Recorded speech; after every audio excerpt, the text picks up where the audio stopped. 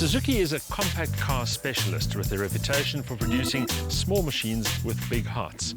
So, when Suzuki launches a brand new ultra compact, everybody sits up and takes notice.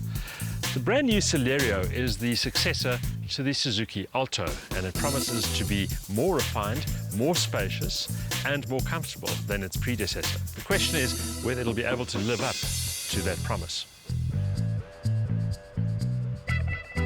As the cost of living continues to rise, most car buyers need to stretch their budgets ever further. No wonder the demand for smaller, more affordable cars has never been stronger. The Celerio is a new generation ultra-compact that's priced against larger but older technology cars like Volkswagen's Polo Vivo and the Ford Figo, while delivering a fresh and contemporary motoring experience.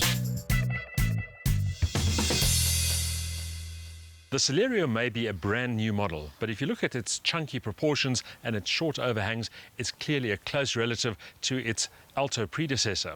A direct comparison will show that the new car is longer, wider, and has an extended wheelbase, all of which promises more interior space.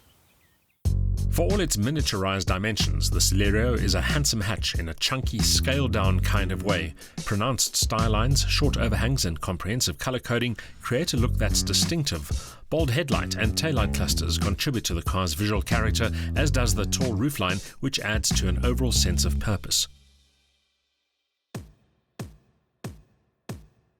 The full-sized hubcaps and steel wheels are a reminder that this is a budget machine, though.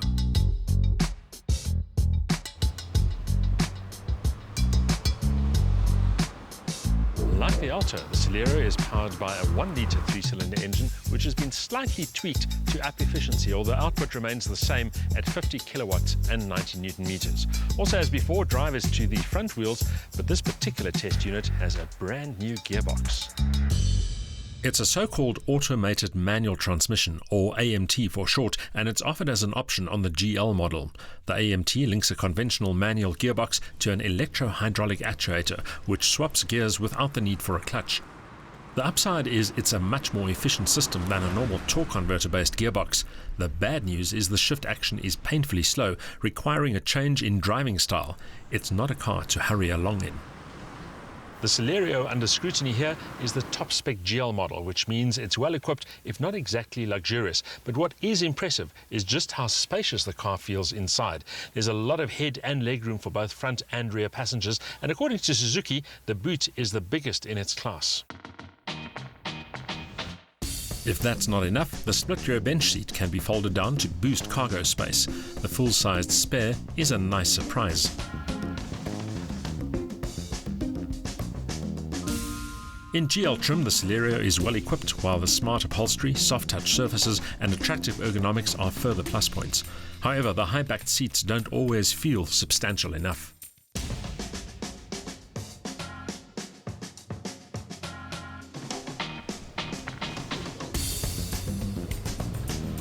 The Celerio may have a modest engine, but in practice it actually feels quite brisk, and part of the reason is the fact that the car doesn't weigh that much. At 890 kilograms, the power-to-weight ratio comes to 56 kilowatt per ton, which means it always feels pretty responsive.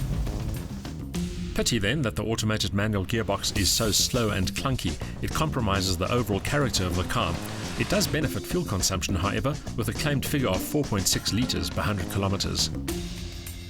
Expect the 0 to 100 sprint time to be a good 4 to 5 seconds slower than the manual's 14-second figure. Top speed is exactly the same at 155 kilometers an hour, but while the ride is good, the elevated seating exaggerates lean and roll. Rising costs, increasingly congested roads, and a growing concern about the environment all mean that demand for small cars continues to grow. However, consumers are also becoming more demanding, and they want more for less. The Celerio ticks most of the important boxes as far as space and equipment are concerned, and it also shows some dynamic promise. However, that automatic gearbox really needs to be addressed.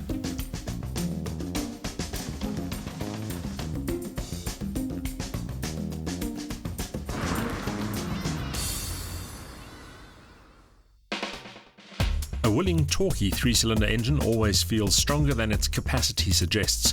Interior space and a decent feature set are further recommendations. However, the AMT gearbox is agonizingly slow, making a manual transmission a far better proposition.